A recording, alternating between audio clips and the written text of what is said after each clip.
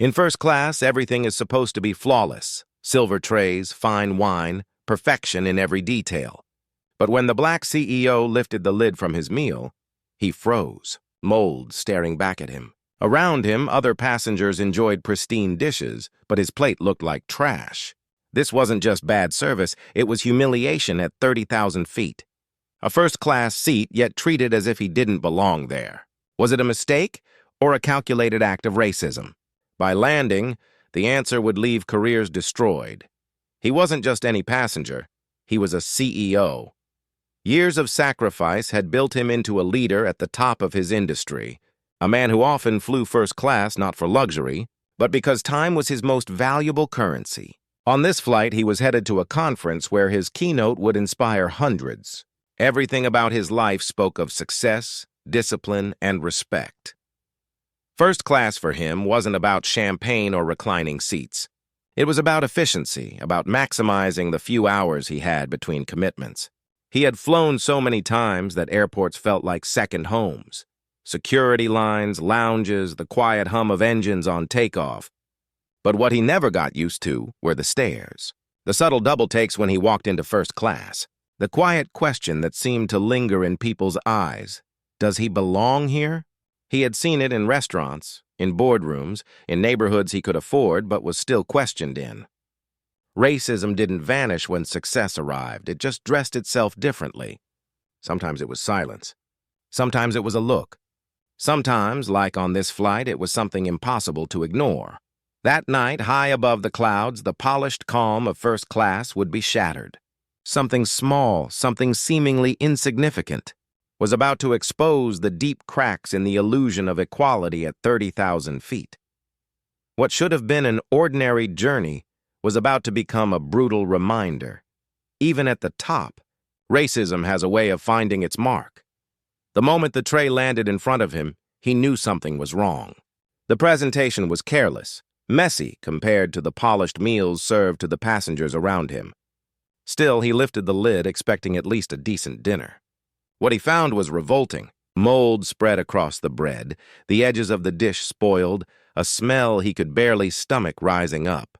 Shock gave way to anger. This was first class. This was supposed to represent excellence.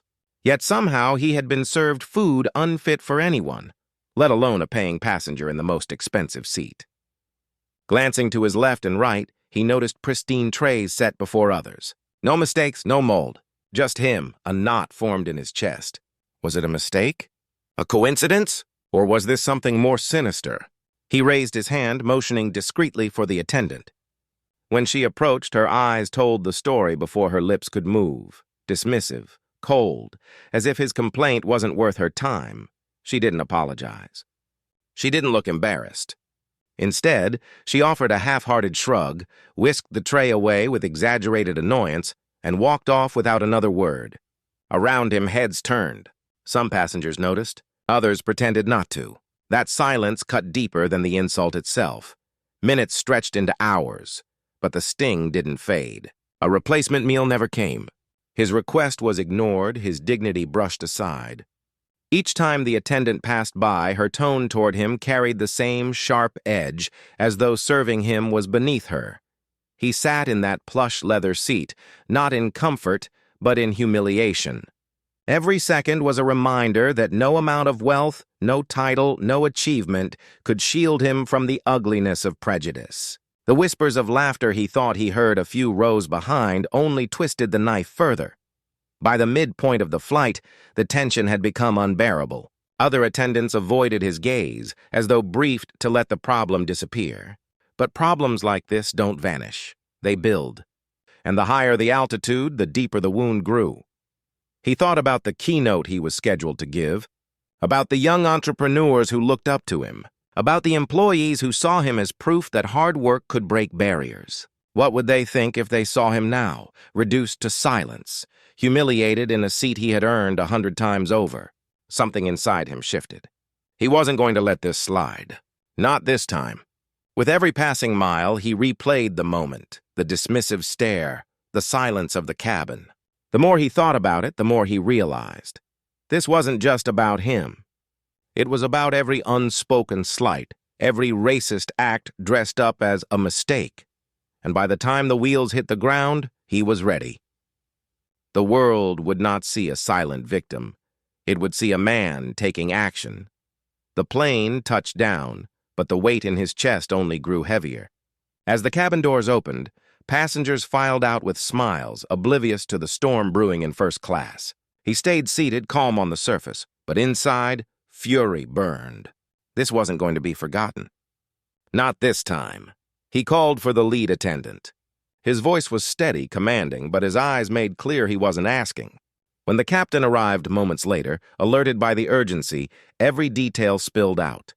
The moldy food, the dismissive shrug, the deliberate neglect, the silence of an entire crew who stood by and let it happen. Whispers spread among passengers still lingering near the gate. Phones came out. Cameras rolled. The humiliation he had been forced to endure was no longer hidden in the air. It was about to be exposed on the ground.